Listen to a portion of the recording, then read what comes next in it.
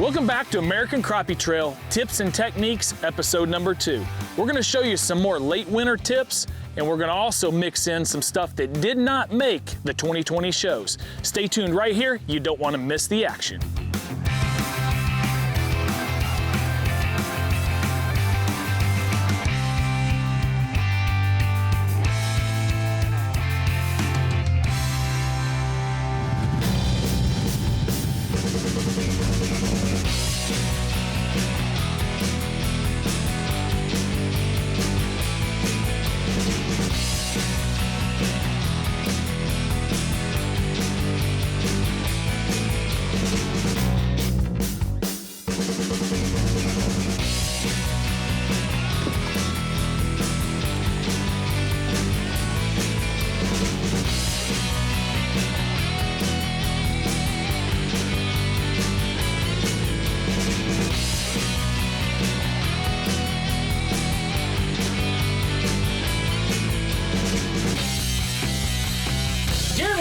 Hunting, you guys are Grenada Lake champions. Congratulations, guys.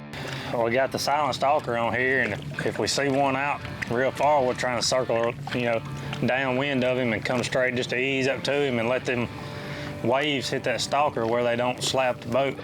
I used to think colors really mattered when it comes to crappie fishing, and there's times where a certain color might get bit a little bit more, or maybe it's just the one that you've used the most and you've got more bites on, so you just think it's a little better. But typically, if you present that bait right in front of his nose, 9 times out of 10, you can usually make them bite. Some days you can be within 5 foot and they'll swim across there and hammer it. Other days, you have to get it just perfect. I think presentation's everything. That and the actual profile of the bait. I think profile is more important than color. Just kind of got to match the profile. Some days they want something small, some days they want something a little bigger. But to me, profile is more important than color. Hey folks, Ross Bailey here with B&M. We've got springtime fishing just around the corner, so I want to give you a little tip on how I like to fish this time of year. First of all, I'll go with my 8 or my 10.5 foot Signature Series rod, and what I've designed this for is actually flipping. And I like dock shooting, but the same with flipping. I don't want to just flip it out there wherever it lands I start fishing. You want to try to pinpoint an area that you want to get into. The other thing that I want to give you a tip on is this little teardrop float. It doesn't look like much, but the way it's shaped, we've got several cold fronts, especially in the northern states that comes in. It could be 75 degrees all week, and then the next day a high of 36 and 20-mile-an-hour winds. When we're on shallow lakes, those fish are going to be shut down. You really got to finesse them to get them to bite. This little cork, a lot of times those fish won't even take this underwater. But what you will see if you concentrate is maybe it just barely turns up on its side. If you learn to concentrate on seeing that little hit, set the hook, you're going to think back to days where you had a lot bigger bobber, you had bites and never even knew it. So during the spring, the cold front, this is a great technique. And like I say, it's nice and easy. All I do is I open up, I keep that line in my hand, flip out wherever I want to fish, put it right on it. And again, actually pinpoint targets. Don't just cast it out and wherever it lands, start fishing. Know where you want to go and get in that spot. And folks, the reason we want to pinpoint specific targets, certain things will warm up quickly in the spring, especially on a sunny day. It could be riprap, it could be the wood on the docks, and one thing that you've seen me fish I love is aluminum in the spring. When that sun beats down and that water's still cold, if you take a thermometer, hold it right close to that water, and then take the temperature reading maybe just 3 foot away, it could be 1 to 2 temperature degree difference. It doesn't sound like much, but it can make all the difference in the world. Hey y'all, I'm Chris Bushart, Jinko Pro Staff Fisherman. I'm gonna show y'all a couple knots today that I use. First one is gonna be just a simple loop knot that I use 99% of the time on my jigs. I use this fluorocarbon and mono, and you just take it, run it through the eye of your hook, double her up like that right there. I'm telling you, this is easy. 5-year-old can do it. Running around 2 of my fingers. I've got fat sausage fingers.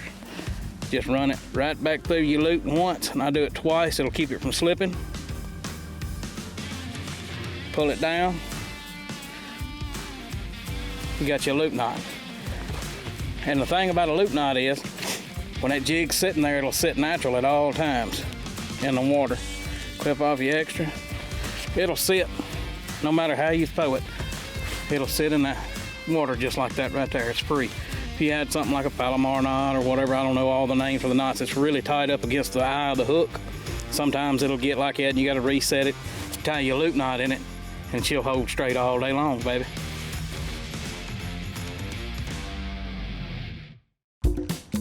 Lucas Marine Oil. It's the only oil fortified with unique Lucas additives.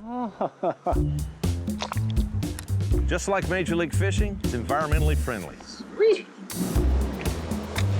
Lucas Oil means purpose-built, high-performance product. It meets all manufacturers' specifications also. Not running Lucas Marine Oil is like fishing a tournament without a boat. Lucas Marine Oil, it's that good. General Tire was born more than 100 years ago, right here in America.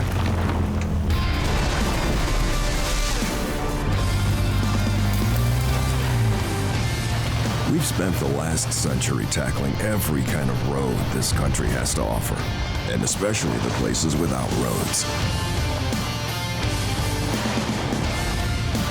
So you know that with General Tire, anywhere is possible. Clean up your toughest messes super easy, super fast.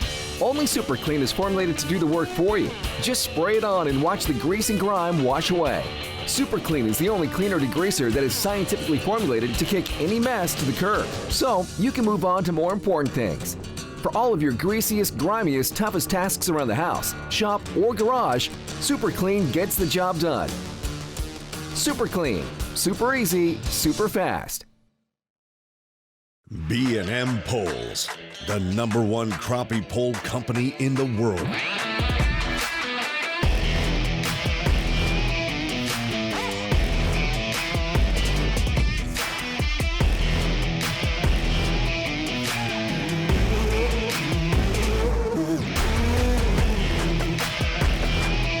More tournament wins than any other crappie pole.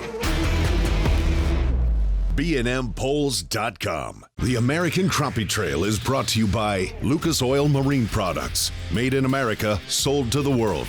B&M Fishing, quality, performance, and service for over 70 years. Millennium Marine, the difference is in the details. Super clean, super easy, super fast, super clean. Racetrack, whatever gets you going. And these other fine sponsors.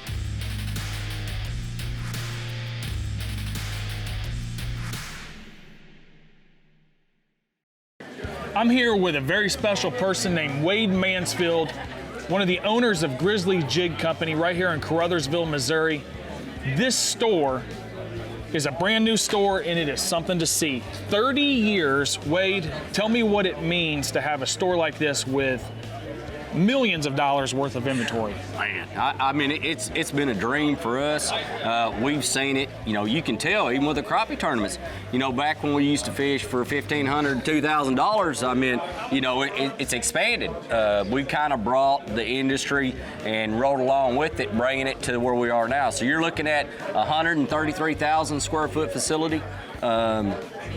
We've got about everything you could ask for in crappie fishing, and moving it this year on our 30th year, I mean, that was kind of special. It meant a lot to us. We've been working at it since '91, and it's just, man, what can I say? Unreal, unbelievable, Yeah. Unbelievable. Listen, anything crappie, anything catfish. Yes. Right here, Grizzly Jig Company, Caruthersville, Missouri.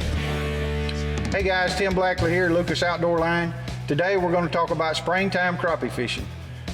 Today we're going to cover lakes like Grenada Lake in Mississippi that in the winter they draw the lakes down for winter rains, and in the springs they let them rise up and the fish migrate up in the shallow waters. This is Google Earth Pro, and one thing I like about the Pro, I can go back and change the years to see different fluctuations of the water. This is a 2012 map.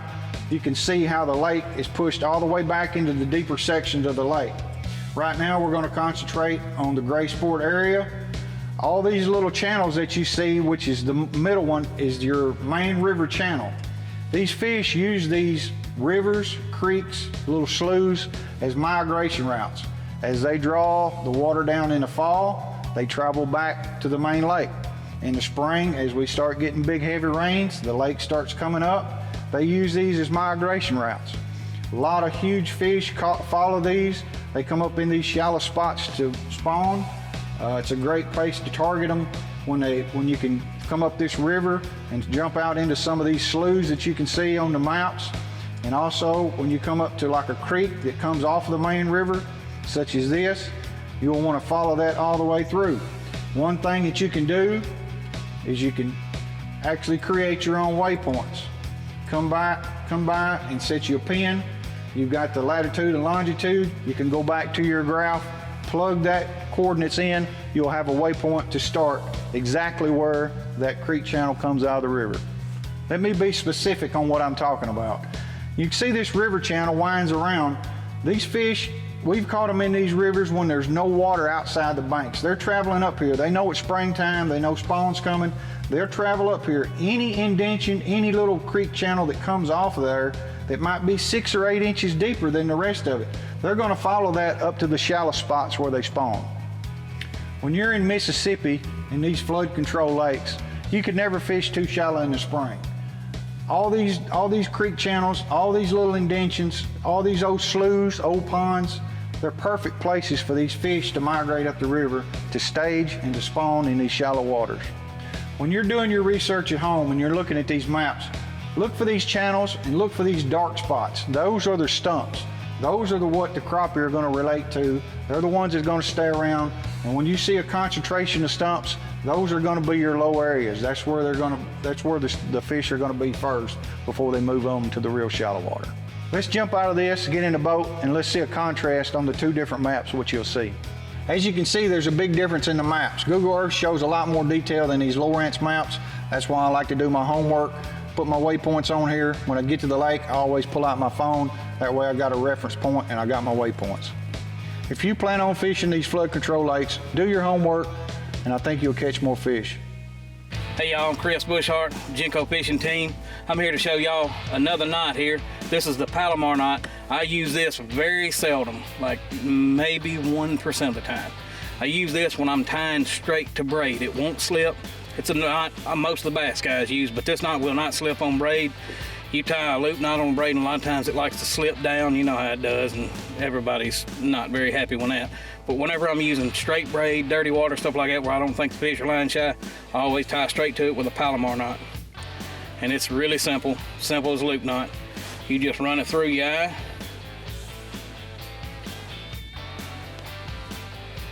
One time, and go right back through it. Go back through the eye again. There you go. Just make it. So you got your hook riding just like that. There's your loop end right here on this hand here. You just make you an overhand knot, just like it right there, and pull it out. All right, with your loop end, after you come through the overhand knot, run your jig right back through that open loop. Spank her down there good and tight, and that kind of booger will not slip at all. She's there till the cows come home. And that's my palomar knot. Like I said, I don't use this knot a lot, unless I'm trying to catch them old ditch pickles. But anytime I'm tying my jig straight to braid, that's the knot I use. You'll break that jig before you'll break that knot.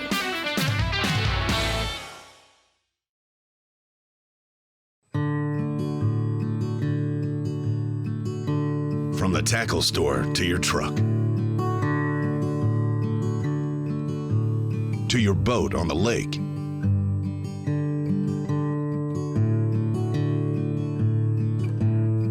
back to the ramp, and all the way home, Angle Coolers have you covered.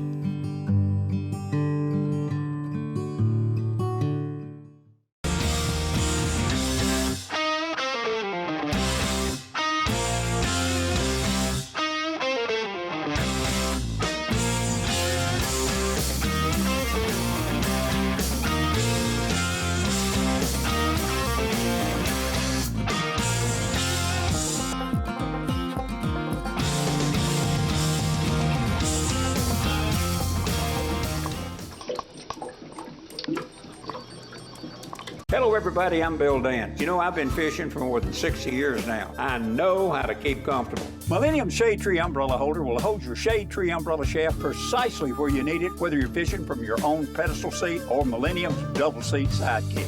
Trust me, this device will hold the umbrella perfectly while you hold the fish, of course. Millennium Shade Tree Umbrella Holder. You're gonna love it. To find out more about other great products from Millennium Marine, check them out at millenniummarine.com. Getting a high-quality, American-made product at one of the best price points in the industry, customer service that's second to none. More importantly, they flat out catch fish.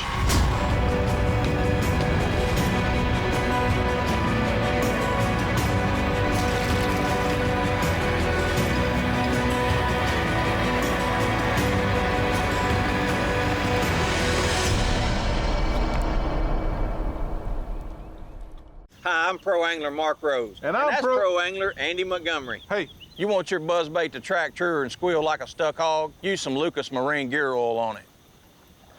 Man, that candy bar looks good. What do we say? Safeguard with ethanol treatment. With ethanol fuel conditioner. Surely we got one in there. You want your outboard engine to be in better condition than Andy Montgomery? What'd you say? Use this. 5,294. Lucas Oil, made in America. Sold to the world. The American Crappie Trail is brought to you by Lucas Oil Outdoor Line. Superior protection, superior performance. Mercury Marine, the official engine of the American Crappie Trail. O'Reilly Auto Parts, better prices. General Tire, anywhere is possible. Power Pole, total boat control. Angle Coolers, the original roto-molded high-performance cooler. And these other fine sponsors.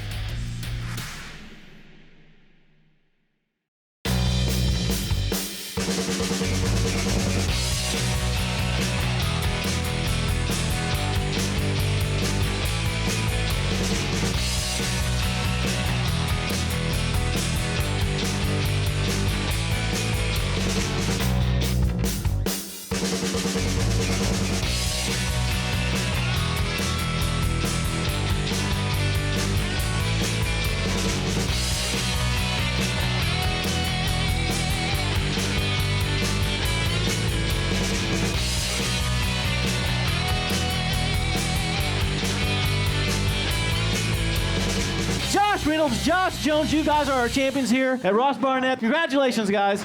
We got what we call a floater. It's not really on any structure. He's right under some bait. He looks to be a pretty good fish.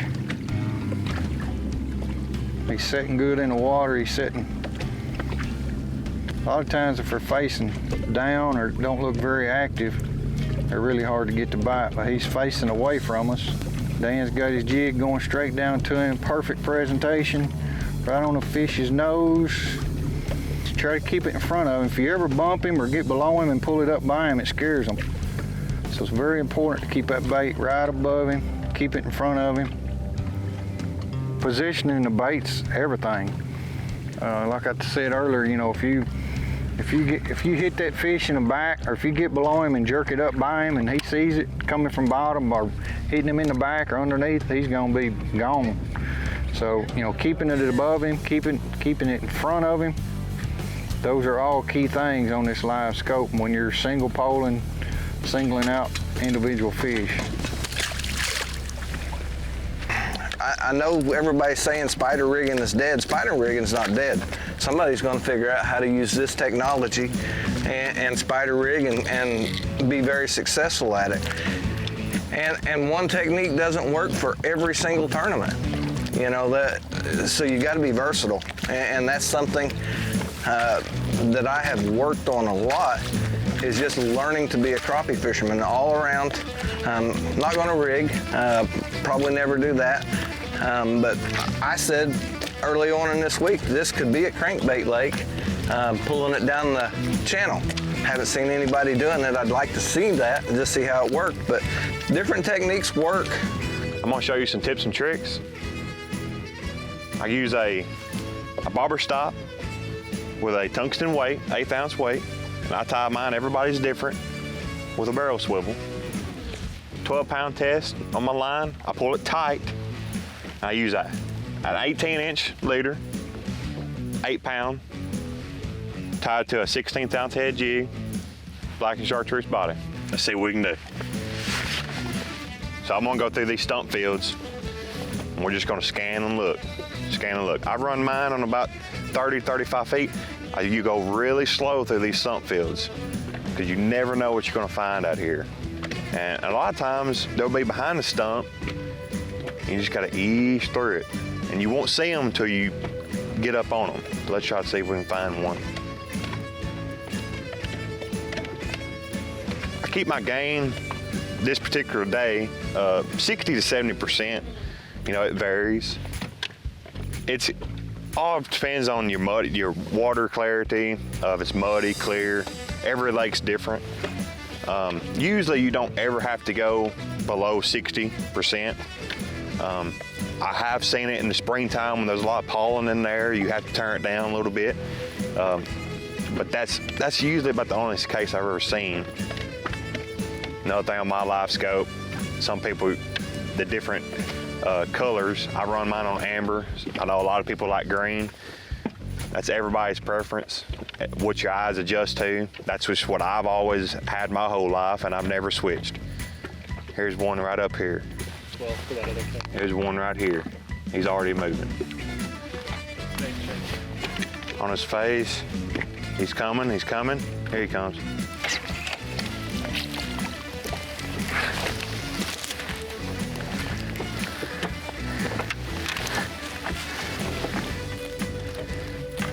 Little bitty jig. Sometimes you just have to downsize, be very patient. And right there. That's all it is to it, man.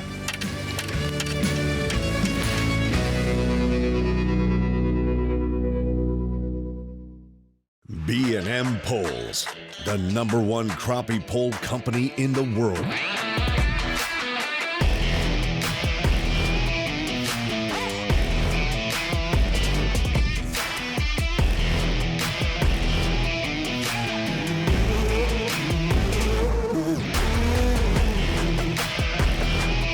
More tournament wins than any other crappie pole.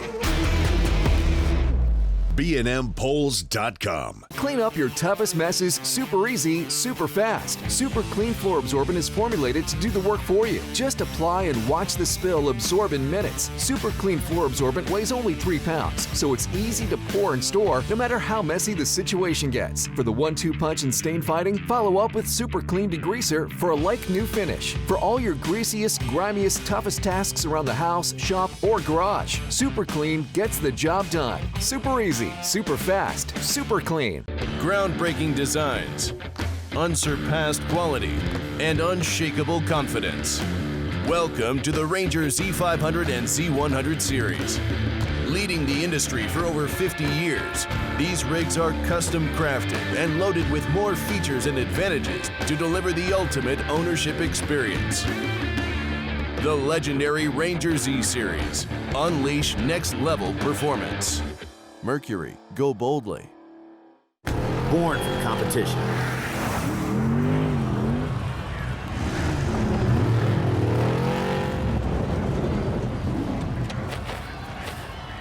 Perfected on the racetrack.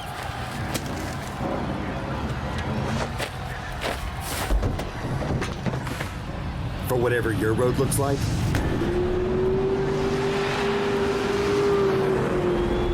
With General Tire, anywhere is possible. Hi, I'm Pro Angler Mark Rose. And I'm Pro Angler Andy Montgomery. You want your truck engine to last longer than a 3,000-yard bulk spool of line? Lucas Oil, motor oil, long lasting.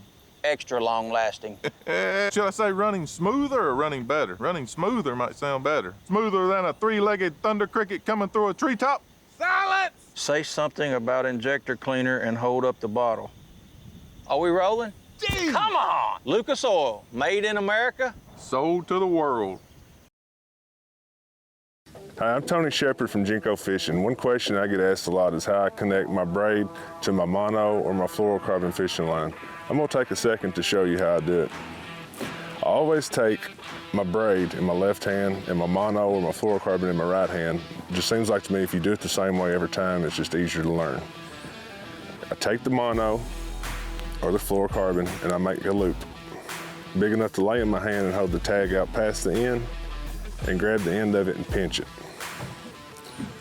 Then I take my braid, and the trick to this knot is whichever way you go in through the loop, you have to go back out. So I always go up, and then once I come up to I pinch it right there on the end where I have it secure on the end. I grab my braid, and I go 5 times around. It's 3, it's 4, that's 5. Once I get to the 5th one, I pinch that in. Then I take it and I go back up 3. It's 1, 2, 3. Then you have to run this back through your loop that you came through.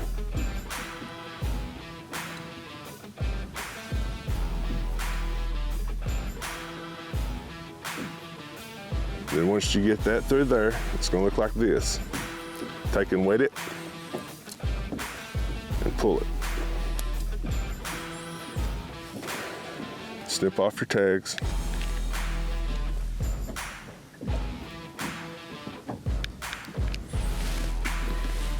And you have a nice clean knot. And one reason I use this knot primarily is because the braid overlaps the mono. So when it's going through your guides, you don't hear it clicking, you don't even know it's joined together. A lot of knots, when you cast it, you'll hear going through the guides of your rod. With this knot, you don't have that. It's a smooth cast, no hang-ups, and it's stout as it can be. And the reason I do this is because a lot of times in clear water, spookier situations with the fish can detect that braid. I don't know if it makes a sound through the water, if it's just more visible to them, but the fluorocarbon or the mono leader gives you a little bit of stretch, and it's not such a direct hit when you do set the hook. It gives you just a little bit of sponge, and it also gets you more bites. Hey folks, Ross Bailey here from B&M. I want to give you one thought that I have on conservation of these beautiful crappie. You know, especially with the emergence of the LiveScope, more people are catching bigger fish. They're actually targeting bigger fish now. And we all have state limits for a reason and everything. I'm not here to tell you how many to keep, but on these big fish, especially these bigger females, and especially during the spawn, turn some of those go. If you want to keep some to clean, keep some of those males or the smaller fish. But right here, we want to keep these going for years to come. We don't want to see the industry get deplenished of beautiful fish like this. So that's my big tip today. Please, on these bigger fish, especially during the spawn, turn those things back.